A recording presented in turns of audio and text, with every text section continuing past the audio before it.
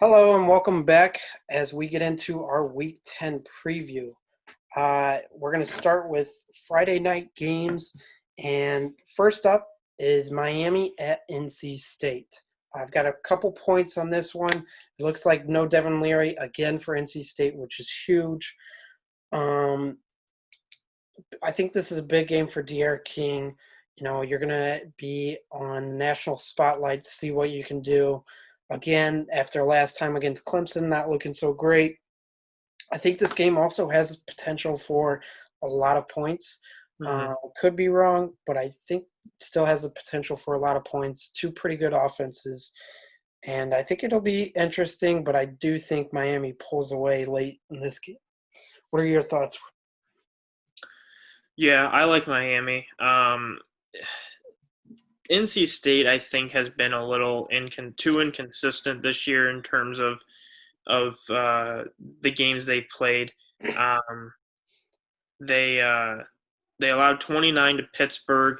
Then they go out the next week and beat Virginia and then beat Duke, and then they allow 48 to North Carolina. It was a good team, but they only scored 21 on North Carolina's defense. So I think I think whichever way this game goes, if we get a low scoring game, I still think it favors Miami. I think if we get a high scoring game, it still favors Miami. I think Miami would prefer to play a high scoring game with De'Aaron King as their quarterback. But I agree. I think that this game will probably be high scoring if I had to see it that way. In which case, I think De'Aaron King he's not Lamar Jackson, but he has the skill set of Lamar Jackson where he can run at any given time. He can outrun anybody, and I think that North Carolina State, I just don't know how they can contain him when you look at some of the teams that they've allowed to run the score on them. Miami's the second best offensive team that they have played. They'll be playing so far behind North Carolina. They left 48 points at North Carolina, and really should have been more. But I like Miami. I think Miami wins. This game's probably going to be. I mean, I don't know. The line right now is 59 over under 10.5 Miami. I think it's probably. I think Miami probably puts up 42. It's probably somewhere 42-21, somewhere around in there. I think Miami wins. Yeah, I would agree with you there, and I think missing Devin Leary is big for NC State. I think this would be a different game if he was playing. I still would favor Miami, but that injury for him, missing him, is big. I hmm think one of the biggest games, if we didn't have such a big slate this weekend, this one would be probably the biggest game, definitely the biggest group of five game we've had so far this year. BYU at Boise State. You got Friday Night Lights. You got the blue turf. They'll probably be wearing all blue, the sleeves, the cleats, everything, trying to do their best to blend into that turf. I think this is a game, everybody's going to be watching, so you're going to learn about a lot about both teams. If Boise comes out, has a strong showing, wins the game, we'll speak a lot about them because everybody's been high on BYU. Everybody's starting to take notice. hmm Again, on the reverse, if BYU has a good game, this is Boise. This is the team who made Group of Fives respectable. This is the team that has been the Cinderella. This is, where you're trying to go. So if you come out, make a statement against them, that'll speak a lot about them. I think there's going to be a lot of points in this one. Boise's defense has not looked very good the first couple weeks. BYU's defense has looked better, like you said, but I still think Boise's offense is good, especially if they have Bachmeier back. I haven't seen too much on that, but I think he also plays a big role in this game. If he's healthy or not will determine which way I lean. I think Zach Wilson can make a strong case for his Heisman candidacy in this one. Yeah, I mean Friday night. You got an 8:45 kickoff, but it's a Friday night, so weekend. Really, all eyes are going to be on this game. No NFL, no NBA, no MLB, no other sports are on. Um, I like BYU. I've been on BYU all year. I like BYU. You mentioned Boise State's defense is not good. Zach Wilson has got a lot of guys he can throw to. They got a good running back in Algier. I think BYU wins this game. I think that it is high scoring, like you said, but I think BYU's defense is ready to show that they can show up and play against teams not low level Division One schools that they've been playing. I think that this is a chance for them to hold Boise State to 21 points and look impressive doing it. So I like BYU. I'm going to keep taking BYU. I've been impressed with Zach Wilson. I agree. I think this is a chance for him to really show his legit chance at being a Heisman contender, being a Heisman finalist. So I like BYU. I think it's a high scoring. I think it's a high scoring game in the terms of I think BYU puts up somewhere in the 30s to the 40s, and Boise State I think will still score points, but I'm thinking it's probably going to be. I think maybe they get to 28. I think that's maybe the highest that they get. I think BYU probably gets close to 42, 45, somewhere around in there, and I think BYU wins. Yeah, I'm definitely leaning towards BYU. If Bachmeier is healthy, I think it'll be closer. But I'd still probably pick BYU. Uh, yeah, I mean, that's a tough one for me to pick because my heart says, roll with Boise. They're at home. It's Mm-hmm. Friday night, blue turf, all I that. think part of it too, especially for me, anyways, is I've seen BYU play a handful of times now. I mean, Boise State's played 2 games, but I haven't really watched any of them. But I've seen BYU play. I know what I'm going to get from BYU. I'm going to get a high-powered offense with a quarterback who can make throws, big physical wide receivers, a good running game. And then on defense, I'm going to get a defense that turns you over, and I'm going to get a defense that can get off the field on third down. So I think that's the big reason I'm on BYU is I've seen them more. I'm taking what I'm familiar with. I'm taking the team that I know personally. So I think that's why I'm leaning BYU, and they're on the road, but they're not going that far. They're it's not a long road trip, and they're not playing a team that they're playing a game that they can finally really get up for and get excited about. So I think that's also in their favor as well. I agree. Gonna move to the Big Ten now. Rutgers going to Ohio State. I think this is an interesting one. Greg Schiano and Ryan Day are actually pretty good friends. I think OSU needs to roll in this one because Bama's looks so good, Mm-hmm. and Clemson for most of the years looks so good. I think they need to roll, and I think they starting to build that resume so they can have more of a case for that number one spot. And I also think I need to see more from the OSU defense in this game. They're not playing a great offense, so I think they can make a statement and start to get some momentum.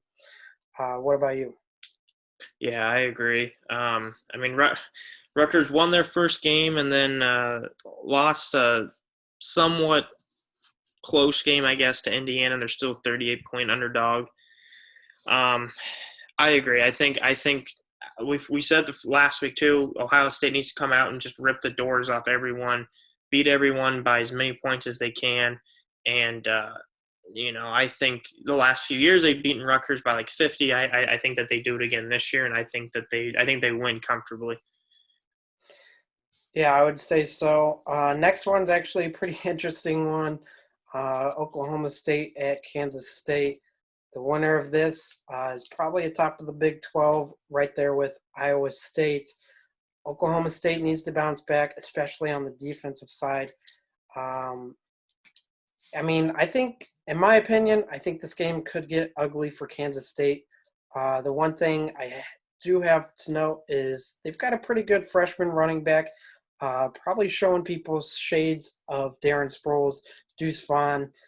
He kind of does it all, catches the ball, runs pretty well, and is a returner. But I do think this game could get ugly for Kansas State because I think Oklahoma State's defense is going to come out for vengeance. Yeah. Yeah. Kansas State's an interesting team to me because they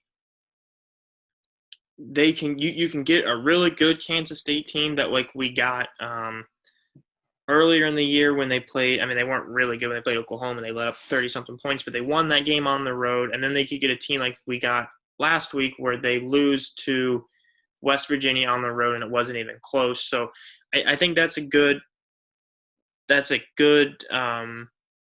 game for Oklahoma State defensively, because Kansas State you can make one-dimensional. They have their backup quarterback playing right now, but they want to run the football.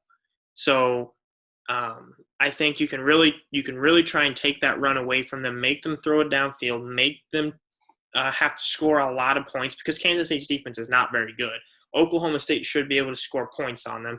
I think if you do the best you can, take the run away, make Kansas State throw to the outsides, make Kansas State throw the ball over the top of you, turn them into a passing team, and say we want this game to be high scoring, because I think Oklahoma State has the defense to keep Kansas State from getting to where they have to try to match Oklahoma State. So I think Oklahoma State wins this game, but Kansas State is a team that I don't like going against Kansas State when they're at home.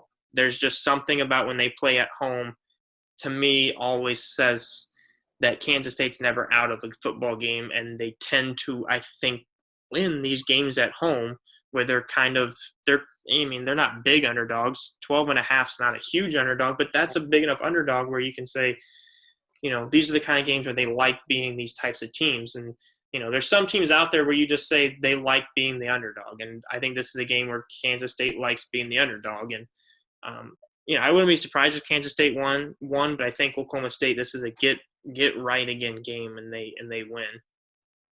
Yeah, I think Oklahoma State gets right with this one. Come out and win. I think their defense has a strong showing as well. Next one I want to talk about is the Texas A&M out at South Carolina game. I think this is a tricky game, tricky spot for A&M. You're going to South Carolina. South Carolina's shown that they can upset teams. They beat Auburn earlier in the year. They've actually got a few really good prospects on their defense. So this is a game, A&M can't sleep, can't go in there, start slow. I think the A&M offense needs to come out hot, come out firing like they did against Arkansas, make a statement early, and make South Carolina play catch up, because the longer they keep South Carolina in the game, the more confidence they get. Yeah, I agree. I think this is another game where I don't think South Carolina can score the points needed to beat A&M. Even if South Carolina comes out, scores early, we talked about it earlier. We both like what we've seen from A&M offensively the last couple weeks. I just think A&M is just rolling right now offensively with Kellen Mond, finally kind of learning and understanding Jimbo's system. I agree. I think if A&M jumps out to an early lead, makes South Carolina play catch up, I think that really, really hurts South Carolina, because that's not their game. They don't have the offense to do it. I think this would be a game where you look, and if Texas A&M's up by 14 early, I think that's a telling sign of how the rest of the game's going to go. Yeah, if it gets out of hand early, it could get ugly. Another one I want to talk a little more in depth about, going to the Big Ten now, is Michigan at Indiana. Indiana's an interesting team. I think we're going to find out a lot about them in this game. And as well, I think we're going to find out a lot about the Big Ten Conference as a whole.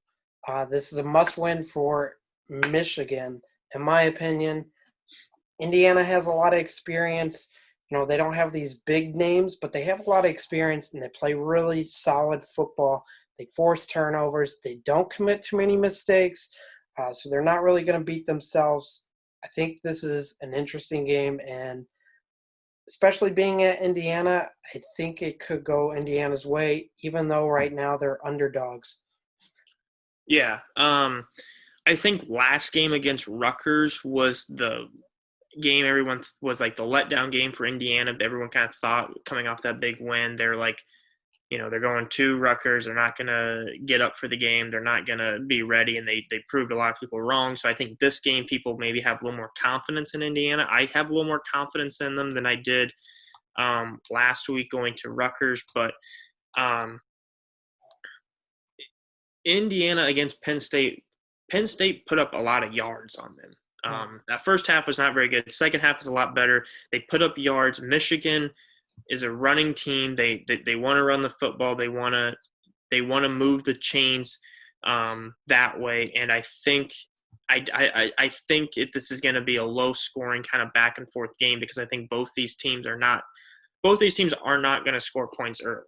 And I think the key for Michigan in this game is they have to be able to work some drives and then finish them, because that's what killed Penn State in week 1, turnovers, not finishing drives, and Indiana was able to jump out to that lead and then hang on with their pretty good defense to win that game. So I think if Michigan can put together a few drives, make Indiana play from behind, neither one of these teams I think has the offense to play from behind. But if I had to pick it, I think I would trim with Indiana. They're 2-0. They're playing good. They're at home. I think this is definitely a game Indiana can win, and I think it would be a cool thing to see Indiana at 3-0 after beating 2 blue blood Big Ten teams in Michigan and Penn State. Yeah, I mean, again, this is Indiana team. Like I said, not a lot of flashy names or something that's going to jump out the screen at you, but they have a lot of experience. They're not going to beat themselves. Michigan's a little younger this year, don't have quite as much experience, so I could see them making a couple mistakes and this game going Indiana's way. Yeah, I think Milton. This is going to be a kind of a testing true game for Milton, because I think if he comes out and plays well, I think they're going to have a lot more faith in him. If he struggles, I think that they're really going – I think Michigan's going to be in a lot of trouble offensively if he struggles in this game. Yeah, I would agree. Another interesting game that I could see being either low scoring or very high scoring. You've got the world's largest cocktail party in Florida at Georgia. I mean, this is the game of the year for the SEC East. Pretty much probably going to decide who's going to play Bama in that title game. I think you got strength versus strength here. You got a good offense versus a good defense, and then you've got a bad defense versus a bad offense. And my big question, coming into the week is, where's JT? Did the research, found out he's still lingering with the issue. If he's getting all these practice reps, though, if things start to go south early for Georgia, do you see JT? There's a lot of question marks for me on this game. Yeah. I like Georgia. I think that Georgia's defense is very good. I think they can hold Florida to enough that maybe with that bad Florida defense, Georgia's offense can score enough points. But I think that Bennett, I'm not saying is looking over his shoulder at Daniels, because I think everyone kind of thought Daniels would be the guy. But I just wonder if Bennett's, or if Daniels is able to play this week, injury wise, if this is the game that they would turn to him, because this is a must win game for Georgia. So that's kind of what I'm looking at. I'm kind of thinking maybe if it's 14-7, 21-7, 21-7 in the first half, and Georgia's struggled to move the ball, maybe they say, maybe we go to Daniels here. I just think that you can't leave anything on the table in this game. So maybe this is the game we see him. Yeah, I agree. You're not only your SEC championship hopes, but your playoff hopes are on the line. The big criticism for Dan Mullen his whole career has been he hasn't been able to win a big game. He hasn't been able to win a game he's not supposed to. This is a game he's not supposed to win. And then Talk about all these questions with Georgia on the offensive side. This should be a game he can take advantage of. Does he get over that hump? I don't know. I do like this Florida offense. They've got a lot of weapons, at the receiver, and then you've probably got one of the best, if not the best, tight end in Kyle Pitts, who's having a fantastic year. I think, it's a hard game for me to predict because part of me says that Georgia comes out. Oh shit! What happened? Are you watching the Miami Ohio Ball State game? Did they just? Yeah, I'm trying to. What just I'm happened? I'm trying to listen and focus to you and like watch that out of the corner of my eye because it fourth quarter Miami or Ball State just went down, kicked a field goal to tie. Miami of Ohio came back down, couldn't do anything, so they punted. First play for Miami of Ohio, rollout, went to pass, tipped by Miami of Ohio, intercepted, taken back to the 5-yard line with 42 seconds left. Who's at the 5? Miami? Miami does, yeah. Oh, Jesus. God, I love matching football. That's not good. But, going back to the Florida-Georgia game, I mean, part of me, I guess, says that Georgia comes out, especially if they have Stetson Bennett, and they rely on that running game and pound it early and often and try and keep their defense off the field and try and control the clock battle. And then part of me says I don't trust this Georgia offense at all, and it could be very low scoring. I mean, I think this is the game where you look at it and you say, are you taking defense or are you taking offense, right? Are you taking Georgia's defense or are you taking Florida's offense? I think if you would have asked me after the Alabama-Georgia game when Florida was looking good and Georgia gave up some points, I would have taken Florida. And then if you would now when you're asking me, I think I would take Georgia because Georgia's defense has looked really, really good. And I think that Kirby, I'm taking over Mullins at this in this game. You hit on it earlier when you said Mullins can't win the big game. This is a big game. Kirby's coaching some big games while he hasn't necessarily won all of them. I think that Kirby excels more in these games than Mullins does, and I think Georgia wins the game. I don't know if they win by 3.5, but I think that they win this game simply because I think it's going to come down to Georgia's defense is going to get a stop when they need to, and defense is going to beat offense. It's a fair assessment. Speaking of defenses, our next game, Houston at Cincinnati. This is the third straight test against a high-powered offense for the Cincinnati defense. I think Cincinnati needs to continue to roll one player to keep an eye out. I mentioned this last week when Houston was playing UCF. Marquez Stevenson's probably, in terms of talent-wise, the best wide receiver in the nation. It'll be interesting to see how the Cincinnati defense fares against him. And if the offense can continue to put up points like they have been, I mean, my gut tells me that Cincinnati's going to roll. I think Houston's a little lesser than SMU and Memphis in terms of offensive firepower. They have Stevenson. Outside of that, not too much. Dana's still adjusting and trying to turn this program into what he wants.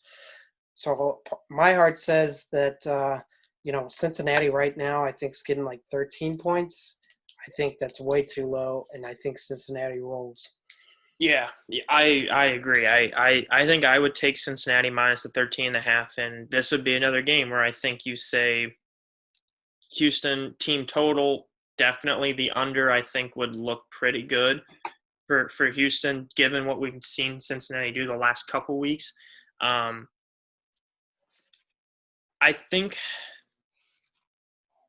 I think that Cincinnati offensively, like playing these American Conference teams, I think with how bad some of them have been defensively, I think Cincinnati's offense has looked better than maybe it really is. Mm-hmm. But if you're talking about purely a now game betting line for this game, I think Cincinnati minus 13.5 is too low. Like you said, I think their offense has looked good enough that they can put up points against Houston. Now, if they get into a game against a Power 5 school, will their offense be able to do what they've been doing? I don't think so. But against a team like Houston, with what we've seen the last couple of weeks, I think that their offense can put up enough with their defense playing as good as they've been doing. I think 13.5 is too low. I think this game should be more like 21. Yeah, I would agree, especially after the showing that Houston had against UCF, who doesn't have a good defense. Houston did not put up 21 points, had a lot of turnovers, didn't look very well, didn't move the ball that well. And Houston, you mentioned it with Stevenson, but Houston wants to throw the ball. Mhm. Cincinnati's best part of their defense is their corners, right? I mean, Yeah. they have like NFL caliber corners on that defense.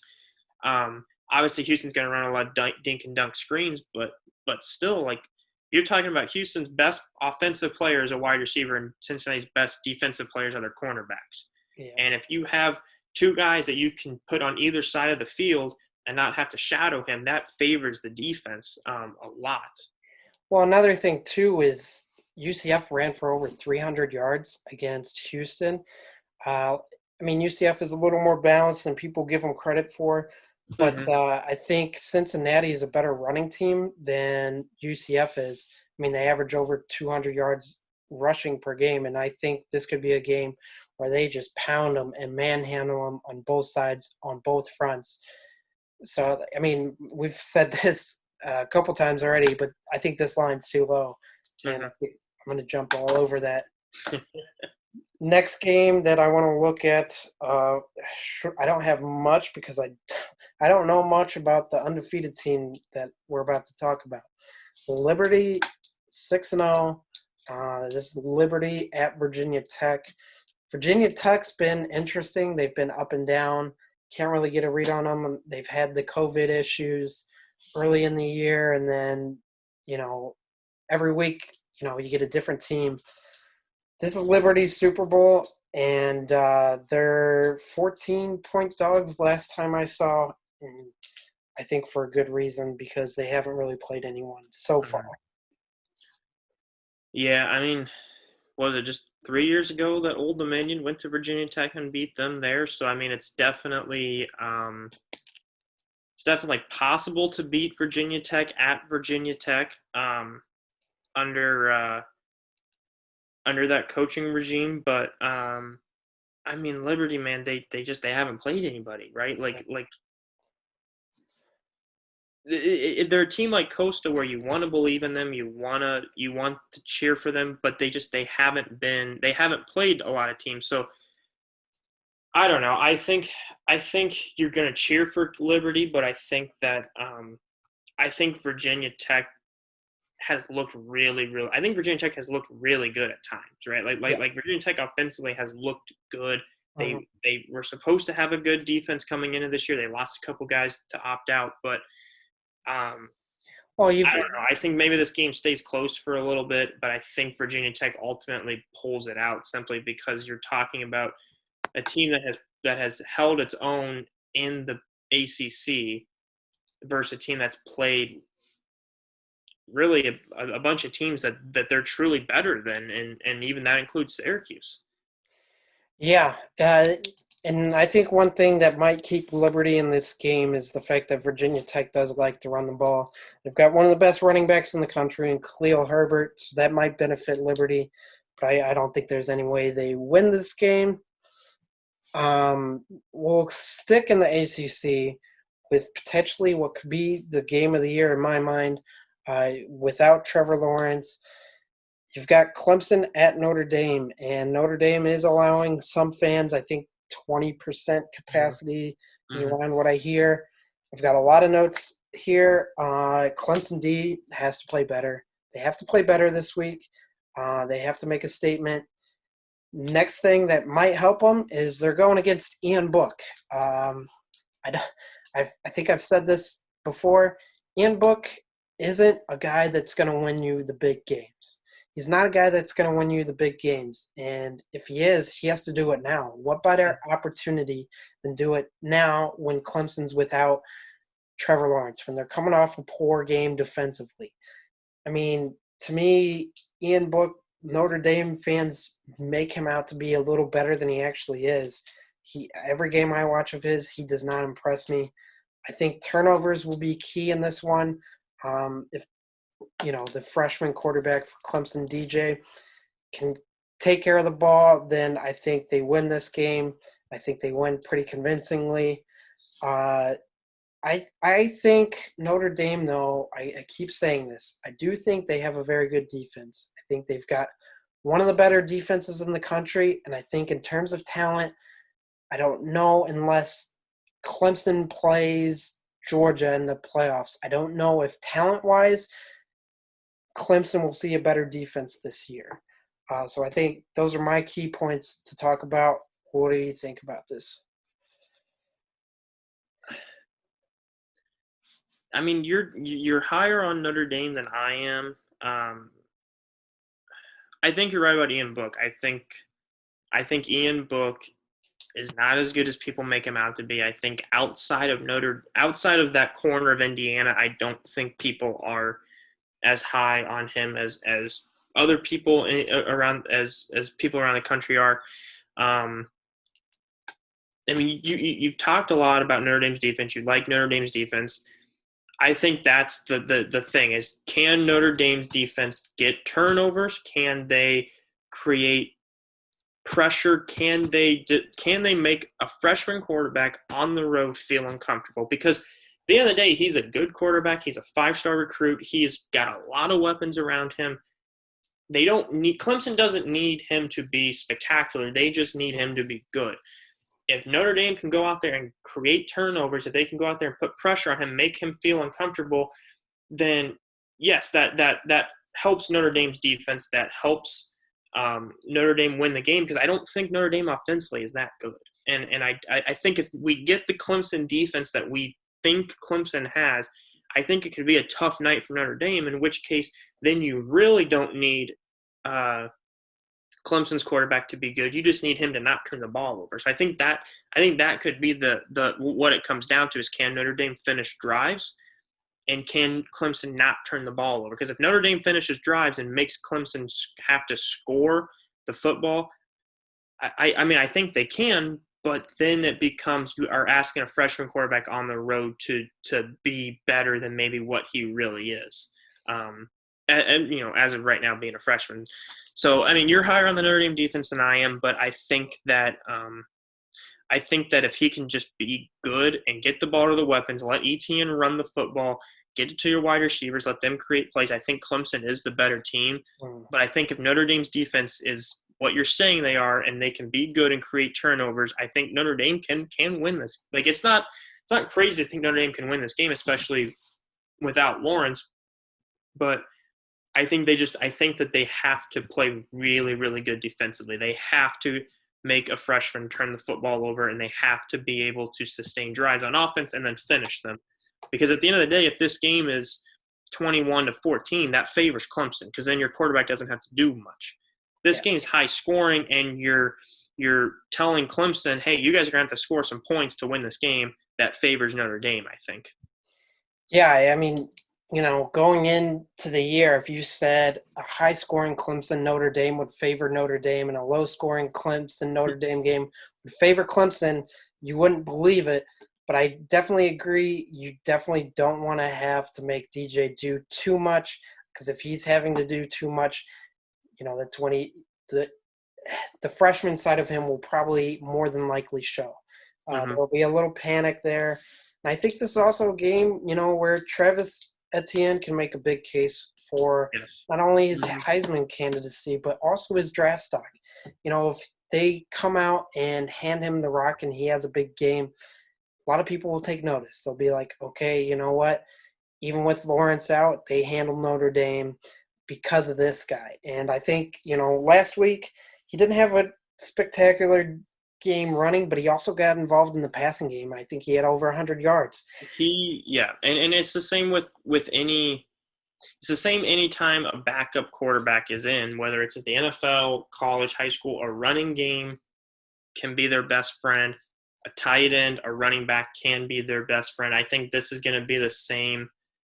I think that's going to be true this week. Is if ETN can put together some big can have some big runs, get some chunk plays, create some forward moving for that offense.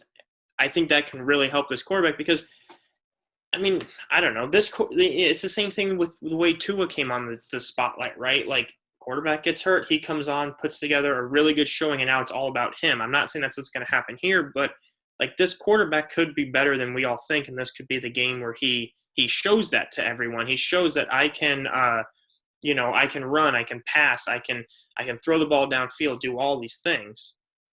Yeah, I mean, he is a big guy. I think he stands at 6'6", about 240. He's a big guy. He's got the arm talent and everything. It's, the decision making you want to see from him this week. I think if you see that decision making, obviously Trevor Lawrence is the guy once he gets healthy. But going forward, the years to come, this is your guy. And if you see the decision making from him this weekend, if you're a Clemson fan, you're like, okay, we've got 2 more years of being at the top. Yes. Yep. I agree with you.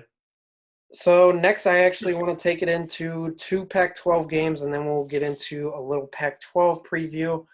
We got Arizona State at USC. This one's very early for those on the West Coast. This is a 9 a.m. kickoff in California. I think this game could be the battle for the South and the battle potentially for who's the best quarterback in the Pac-12. You got Slovis and you've got Daniels, Jaden Daniels for Arizona State. And I think, if USC comes out strong here, you got Herm Edwards, Clay Helton, this could potentially be a year where USC starts to regain their supremacy on the Pac-12. Yeah. The Pac-12, man, I don't have much on them simply because I don't expect a lot from them this year. I don't expect a team to make it into the playoff this year. But Jane Daniels has been there the last couple of years. He's a returning quarterback. He's a savvy quarterback that has played in Pac-12 games. The first thing is it's a 9 a.m. kickoff out there. Like, what do you expect from that? Do you expect a lot of the teams to sleepwalk and score, not score any points, or do you expect them to not care, be so amped up it's their first game that it's a good, competitive, high-scoring game? Like, I don't know what to expect from this game. I hit on it with the Big 12 with Texas and Oklahoma. That Pac-12 needs USC to be good. Mm-hmm. They got a 20 ranking. Whether or not that's fair or not, I don't know. We haven't seen them yet, but I think if USC wants to win the South and be the Pac-12, the best team in the Pac-12, they have to beat Arizona State because that Pac-12 is not like that. The Pac-12 South is not very good. I mean, I can't expect Arizona's going to be good this year. Colorado's probably going to be okay. UCLA, I don't picture being good. Utah, they've been up and down. If USC can beat Arizona State, they can beat every other team for sure. Well, yeah. And the schedule makers definitely favored the traditional powers in the Pac-12. Mm-hmm. USC's Pac-12 North opponent is Wazoo.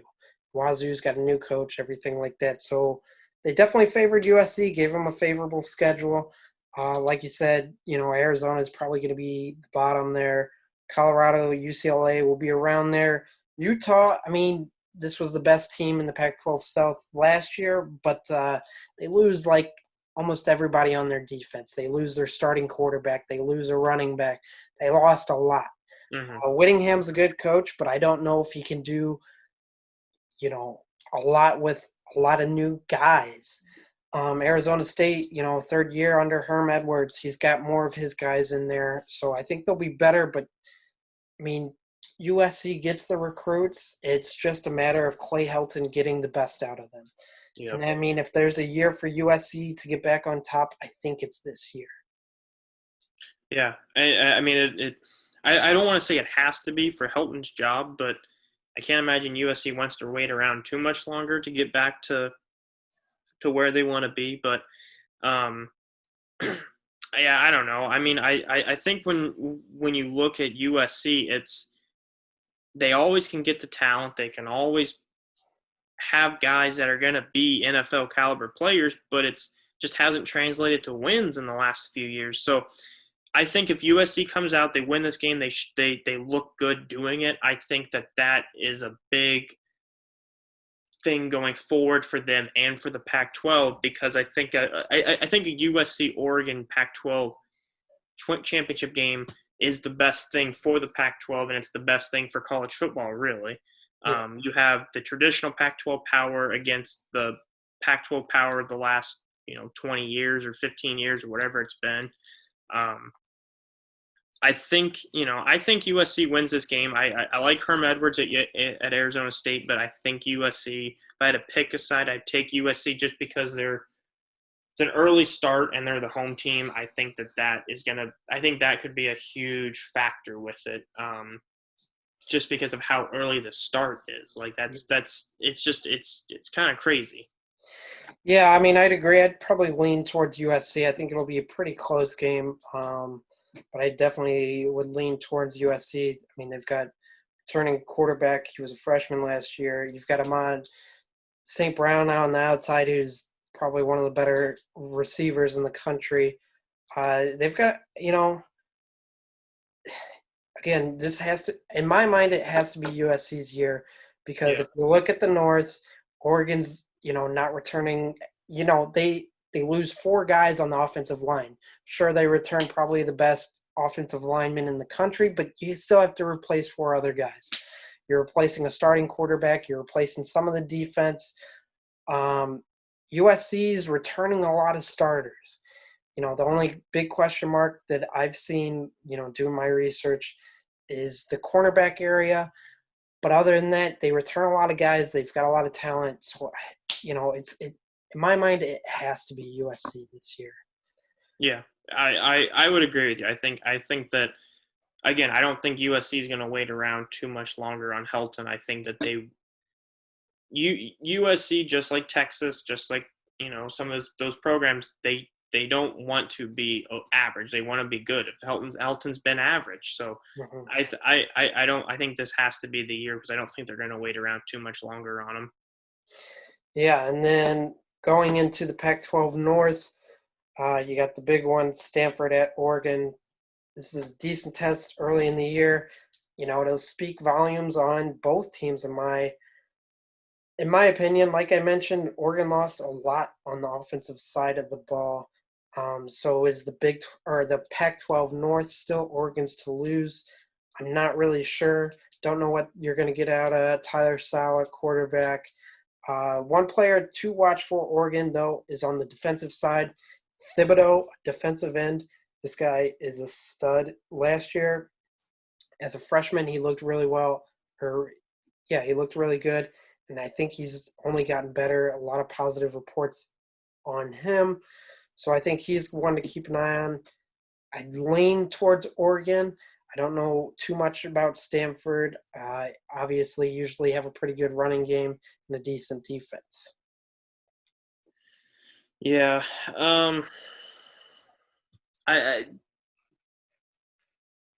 Thibodeau, to me, I think will be a first-round pick in 2 years for sure. I think that defense lost. I can't think of his first name now, but Dye. There was a linebacker for him. Went to the Vikings now. He was a tackling machine for them last year. He was their guy in the middle that you did not get past him in the running game. They lose him. So I think that defense has to figure out that, but Stanford runs a pro style system. They always have a good running back. They always have a good offensive line, good tight end. David Shaw's been there for a while. He knows what he's doing. it wouldn't surprise me for Stanford to keep this game closer than people think, but Oregon, to me, I still think is the cream of the crop in the Pac-12, and I think at home in these late night games at home, I think that Oregon still finds a way to take care of business because they've been at the top, they've been there, they've won these games. Um, like you said, replacing guys in the offensive line is never easy. 4 of them, especially, is not easy.